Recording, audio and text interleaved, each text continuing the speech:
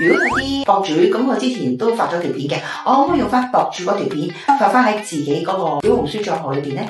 如果呢個博主係小紅書嘅博主，喺佢嘅賬號已經發布過嘅話咧，咁其實唔可以再喺你嘅 account 發布嘅，因為同一條片喺兩個嘅小紅書賬號發布咧，呢個係涉嫌呢個抄襲同埋搬運嘅。咁喺小紅書嘅規則入邊有非常之明確嘅規定咧，賬號內容係唔可以有搬運嘅抄襲嘅情況，如果有嘅話咧，係會被限流或者係判違規嘅。係咁，我聽聞咧，除咗小紅書之外咧，內地仲有啲咩平台比較受歡迎同埋多人關注嘅咧？內地依家比較熱門嘅幾個新媒體平台咧，就抖音啦、快手啦、微信影音號啦，或者係小紅書呢幾個比較多用戶關注嘅。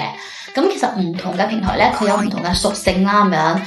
例如抖音啦，咁其實係我哋幾個平台邊用戶係最多嘅。佢因為用戶多，咁其實佢非常之適合咧去做嗰啲走量嘅一個產品嘅。即係例如你單價唔係特別高，你想走一定嘅銷售量嘅話咧，咁喺抖音非常之適合嘅。快手咧，咁其實北方文化啦，咁其實同抖音差唔多，都係可以做到一定嘅銷售量。咁而小紅書咧，咁因為佢嘅用戶係1、2線城市個女性為主嘅，咁所以佢嘅人群咧係非常之有購買能力。咁仲有啲單價相對比較高少少嘅，例如可能我啲珠寶首飾啦，或者係一啲美妝護膚產品啦，咁小紅書就非常之精準啦。咁另外，如果話你嘅一個產品嘅受眾人群係相對年紀比較大少少咧，你可以做影音號。咁其實你適合做邊一個平台咧？咁其實就要睇你嘅產品服務受眾人群係邊啲人，然之後去選擇做邊個平台咯。